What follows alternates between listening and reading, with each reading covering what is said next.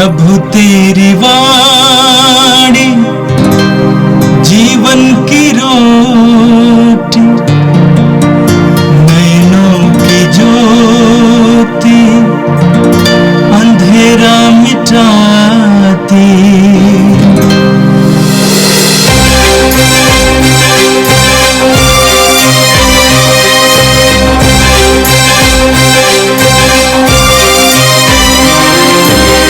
प्रभु तेरी वाणी जीवन की रोटी, नैनों की ज्योति अंधेरा मिटाती। प्रभु तेरी वाणी जीवन की रोटी, नैनों की ज्योति अंधेरा मिटाती। वाणी वाणी वाणी वाणी वाणी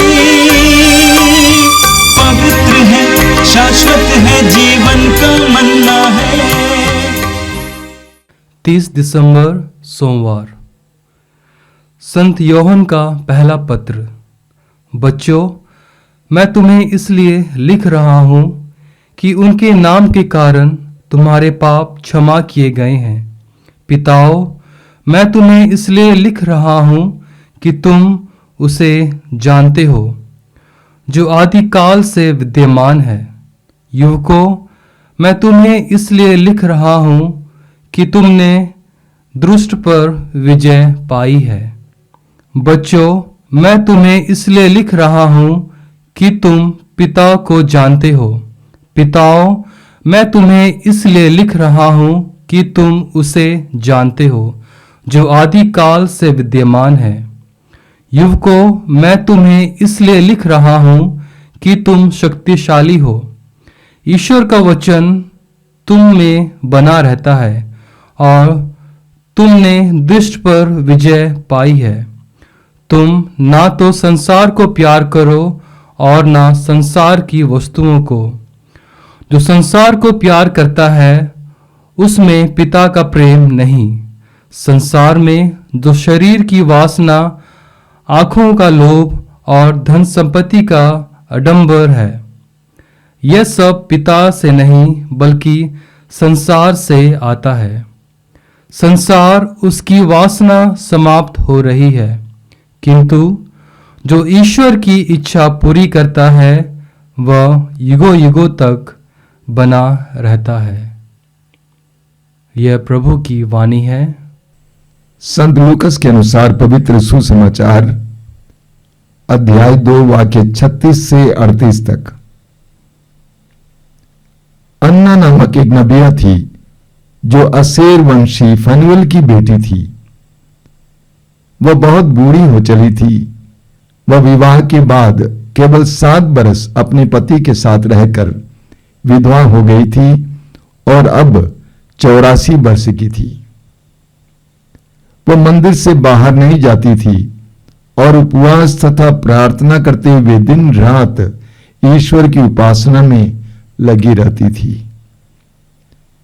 वह उसी घड़ी आकर प्रभु की स्तुति करने और जो लोग यरूशलेम की मुक्ति की प्रतीक्षा में थे वह उन सबको उस बालक के विषय में बताने लगी। यह प्रभु का दिव्य सुसमाचार है। ख्रिस्त प्रभु की जय। मेरे प्रिय भाई और बहनों, आज का पहला पाठ संत योहन के पहले पत्र की अध्याय 2 से लिया गया था। आज के पाठ में आपने सुना योहन कलीसिया के विभिन्न वर्ग के लोगों को संबोधित करते हैं। बच्चों को संबोधित करते हैं, युवाओं को संबोधित करते हैं, पिताओं को संबोधित करते हैं। बच्चों को संबोधित करते हुए योहन लिखते हैं, बच्चों, मैं तुम्हें इसलिए लिख रहा हूं कि उनके नाम के कारण तुम्हारे पाप क्षमा किए गए हैं। आगे लिखते हैं, मैं तुम्हें इसलिए लिख रहा हूं कि तुम पिता को जानते हो। योहन कहते हैं कि बच्चों, मैं तुम्हें इसलिए लिख रहा हूं क्योंकि तुम यीशु पर विश्वास करने के कारण तुम्हारे पाप मिट गए हैं, तुम्हारे दोष मिट गए हैं। योहन कहते हैं कि तुम यीशु के द्वारा पिता को जानते हो। बाइबल में जानने का मतलब बौद्धिक ज्ञान नहीं है, बल्कि अनुभव के स्तर पे जानना। यूहन्ना कहते हैं, बच्चों, यीशु पर विश्वास करने के कारण तुमने उस ईश्वर के प्रेम को अनुभव किया है।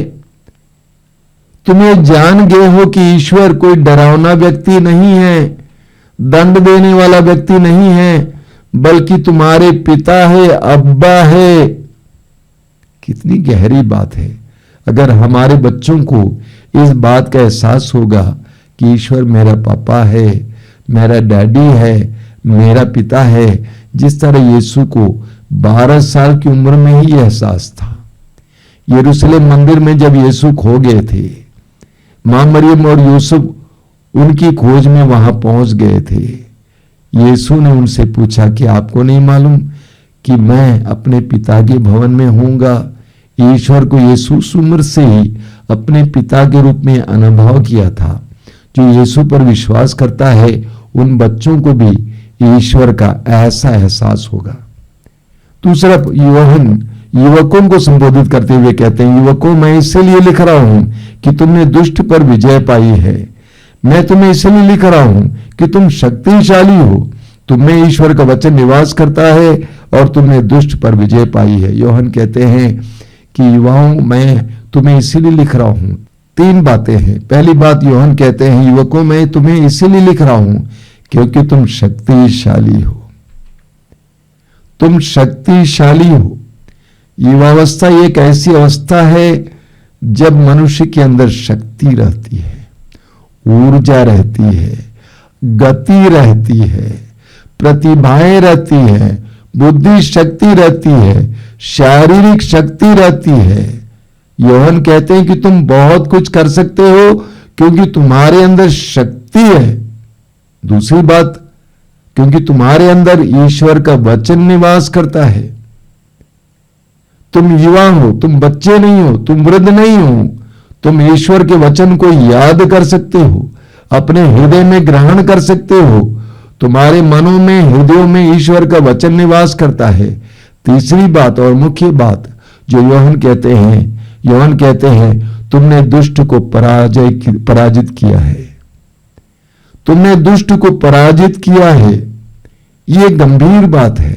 युवावस्था एक ऐसी अवस्था होती है जब दुष्ट यानी शैतान मनुष्य को आसानी से फुसला सकता है, फिसला सकता है, गिरा सकता है, भटका सकता है। यूहन्ना कहते हैं, यीशु पर विश्वास करने के कारण, यीशु को ग्रहण करने के कारण तुम इस युवावस्था में दुष्ट को पराजित कर पाए हो। यीशु पर विश्वास के द्वारा सचमुच हम दुष्ट को पराजित कर सकते हैं। आगे यूहन्ना पिताओं को संबोधित करते हैं, एक ही बात दोहराते हैं, पिताओं, मैं तुम्हें इसलिए लिख रहा हूं कि तुम उसे जानते हो जो आदि काल से विद्यमान है। यूहन्ना कहते हैं कि पिताओं, मैं तुम्हें इसलिए लिख रहा हूं क्योंकि तुम उसे जानते हो जो आदि काल से विद्यमान है। तुम ईश्वर को जान गए हो और ईश्वर से जो शब्द आया, जो अवतरित हुआ, उसको जानते हो। यीशु के जानने के द्वारा तुम उस ईश्वर के शब्द को जान गए हो जो बराबर ईश्वर के साथ था। आदि में शब्द था, शब्द ईश्वर के साथ था। यूहन्ना अपने सुसमाचार में लिखते हैं, पिताओं से कहते हैं, मैं प्रभु को धन्यवाद देता हूं कि तुम ईश्वर को जानते हो और ईश्वर के पुत्र को जानते हो। अंत में यूहन्ना सबके लिए एक नसीहत देते हैं। क्या नसीहत है? यूहन्ना कहते हैं, तुम ना तो संसार को प्यार करो और न संसार की वस्तुओं को। जो संसार को प्यार करता है उसमें पिता का प्रेम नहीं है। यूहन्ना अपने शिष्यों को बताते हैं, बच्चों, युवकों और पिताओं को, तुम ना तो संसार से प्यार करो और संसार की चीजों को। अगर तुम संसार से प्यार करोगे तो पिता का प्यार तुम में नहीं रहेगा। हम पढ़ेंगे याकूब के पत्र के अध्याय 4 वाक्य 4 में याकूब लिखते हैं, जो संसार का मित्र होना चाहता है वो ईश्वर का शत्रु बन जाता है। जो संसार से ज्यादा प्यार करता है, धीरे धीरे ईश्वर का प्रेम मिट जाता है, यानी ईश्वर के लिए उस व्यक्ति के अंदर स्थान नहीं रह जाता है। प्रभु यीशु स्वयं मत्ती के सुसमाचार के अध्याय 6 वाक्य 24 में कहते हैं, तुम ईश्वर और धन दोनों की सेवा नहीं कर सकते। योहन कहते हैं, तुम ना तो संसार को प्यार करो और ना संसार की वस्तुओं को। जो संसार को प्यार करता है उसमें पिता का प्यार नहीं। आगे योहन कहते हैं, संसार में जो शरीर की वासना, आंखों का लोभ और धन संपत्ति का घमंड है, वह सब पिता से नहीं बल्कि संसार से आता है। कई लोगों में देखने को मिलता है, उनकी आंखों में वासना है, धन पर घमंड है। योहन कहती है, ये सब पिता से नहीं आता है। संसार और उसकी वासना समाप्त हो रही है। ये संसार जिससे हम लिपटे हुए हैं, जिसको हम इतना प्यार करते हैं, योहन कहते हैं ये तो समाप्त हो रहा है, किंतु जो ईश्वर की इच्छा पूरी करता है वह युग युगों तक बना रहता है। जो संसार से लिपटा हुआ है, संसार को प्यार करता है, संसार के लिए, जमीन के लिए, धन के लिए, पैसे के लिए, सौंदर्य के लिए, मनोरंजन के लिए, अय्याशी के लिए, भोग विलास के लिए अपनी जिंदगी को खर्च करता है, उसकी मृत्यु के साथ सब कुछ समाप्त हो जाएगा। लेकिन जो अनंत काल, तो अनंत जीवन को अपने आंखों के सामने रखते हुए जीवन जिएगा, वो अनंत काल तक बना रहेगा। और आज का सुसमाचार संत लूकास के सुसमाचार के अध्याय 2 से लिया गया है।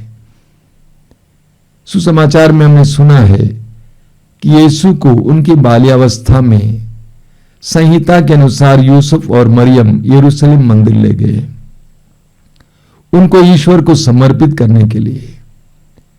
मूसा के द्वारा ईश्वर ने जो नियम दिया था, उनके अनुसार यीशु को मंदिर में चढ़ाने के लिए यरूशलेम ले गए थे। उस समय वहां पर 2 व्यक्ति आते हैं जिनके बारे में सुसमाचार में लिखा हुआ है। एक व्यक्ति है सिमयोन और दूसरी व्यक्ति है अन्ना, जिसके बारे में आज के सुसमाचार में आपने सुना, वचन में आपने सुना। अन्ना नामक एक नबिया थी जो असेर वंशी फनुएल की बेटी थी। वह बहुत बूढ़ी हो चली थी। वह विवाह के बाद केवल 7 बरस अपने पति के साथ रहकर विधवा हो गई थी और अब 84 वर्ष की थी। वो मंदिर से बाहर नहीं जाती थी और उपवास तथा प्रार्थना करते हुए दिन रात ईश्वर की उपासना में लगी रहती थी। अन्ना के बारे में बताया गया है, सुसमाचार में बताया गया है कि वो विधवा थी और बूढ़ी हो चली थी। केवल 7 बरस ही अपने पति के साथ रह पाई। उसके बाद वो मंदिर में ही रह गई। उपवास, प्रार्थना, ईश्वर की उपासना करते हुए। विधवाओं के लिए एक सुंदर आदर्श है अन्ना। वचन में लिखा हुआ इस्यास नबी के ग्रंथ में कि विधवाओं के लिए ईश्वर ही उनका पति है। और इस सत्य को जानना जरूरी है। मैं बहुत सारी विधवा बहनों से ये कहा करता हूं कि ईश्वर को अपना पति मानो। आपका सांसारिक पति गुजर चुका है, आपके साथ नहीं है, अब अपना हृदय और मन ईश्वर को दे दो। ईश्वर में आनंद मनाओ। उपवास, प्रार्थना, उपासना दूसरों के लिए, संसार भर के लोगों के लिए करो। इस प्रकार आनंद महसूस करो। मैं एक बहन को जानता हूं जो विधवा है। पति के मरने के बाद 10 दिन तक लगातार वो सो नहीं पाई, 10 रात। वो विश्वासी नहीं थी और विश्वासियों के विरुद्ध थी, लेकिन आश्रम आई, प्रभु के सामने रो रो कर बोलने लगी, मुझे सोने दीजिए। उस दिन से प्रभु ने उसको नींद का वरदान दिया। वहां से उसके विश्वास की यात्रा शुरू हुई। आज वो संसार भर के लोगों के लिए प्रार्थना करती है और पति के मरने के बावजूद उसके चेहरे पर रौनक है, चमक है। अन्ना विधवाओं के लिए एक बहुत सुंदर उदाहरण है, आदर्श है। वचन में आगे आपने सुना, वह उसी घड़ी आकर प्रभु की स्तुति करने, और जो लोग यरूशलेम की मुक्ति की प्रतीक्षा में थे वह उन सबको उस बालक के विषय में बताने लगी। जिस समय यीशु मंदिर में लाए गए थे वह उसी घड़ी वहां पर आ जाती है। क्यों? जो प्रार्थनामय जीवन जीते हैं, आप आत्मा के अधीन जीवन जीते हैं, आत्मा इसी तरह उनके साथ करता है। उनको प्रभु के चमत्कारों, प्रभु के प्रतिज्ञाओं की पूर्ति को देखने के लिए मौका देता है। वो विधवा प्रार्थना में बिताती थी मंदिर के किसी कोने में, लेकिन पवित्र आत्मा ने उसे प्रेरणा दी कि जाओ, मंदिर में कोई आया है, और उसने यीशु को पहचान लिया और बहुत सारे लोगों को यीशु के बारे में वो बताने लगी। इसके बाद आगे हम पढ़ते हैं, प्रभु की संहिता के अनुसार सब कुछ पूरा कर लेने के बाद वे गलीलिया अपनी नगरी नाजरत लौट गए। बालक बढ़ता गया, उसमें बल तथा बुद्धि का विकास होता गया और उस पर ईश्वर का अनुग्रह बना रहा। इन वचनों के द्वारा सुसमाचार हमें यह बताना चाहता है कि यीशु मनुष्य के परिवार का हिस्सा बने, यीशु मनुष्य बने, अन्य बच्चों की तरह, अन्य बालकों या बालिकाओं की तरह यीशु परिवार में पले, परिवार में उनका लालन पालन हुआ हर मनुष्य की तरह। उसके साथ साथ वचन में आपने सुना, उसमें बल तथा बुद्धि का विकास भी होता गया उम्र के अनुसार। साथ साथ ईश्वर का अनुग्रह उस पर बना रहा। प्रभु यीशु संसार में आए मनुष्य के रूप में, मनुष्य बनकर। कभी कभी लोग गलत समझते हैं कि प्रभु यीशु मात्र मनुष्य के रूप में प्रकट हुए, बिल्कुल नहीं, मनुष्य बने पूरी तरह। संत पौलुस कहते हैं, पाप को छोड़ हर बात में वो हमारी तरह बने। यीशु मनुष्य बने, परिवार का हिस्सा बने, मनुष्य बनकर हमारे बीच निवास किए। आइए हम प्रार्थना करें। प्रभु यीशु, धन्यवाद देते हैं इस पवित्र काल के लिए। तेरे जन्मोत्सव की उमंग में हम हैं और इस पवित्र काल में तेरे बाल्यावस्था के बारे में हमें सुनने को मिल रहा है। हम तुझसे प्रार्थना करते हैं, तेरे पवित्र वचनों से हम मर्म ग्रहण करें, जीवन से संबंधित रहस्यों को ग्रहण करें, और विशेष करके इन दिनों हमें तेरी कृपाएं मिले। जो कृपा तूने हमें दी उसको बनाए रखने के लिए हमें कृपा दीजिए। ये प्रभु यीशु वचनों को सुनने वाले मेरे भाई बहनों को आशीर्वाद देना। आज का पूरा दिन उनके लिए कृपा का दिन बने, आशीष का दिन बने। हमारी प्रार्थना को ग्रहण कर, आमीन।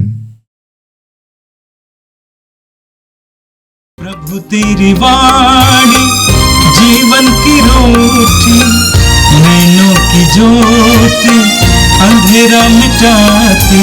वाणी वाणी वाणी वाणी वाणी पवित्र है, शाश्वत है, जीवन का मन्ना है।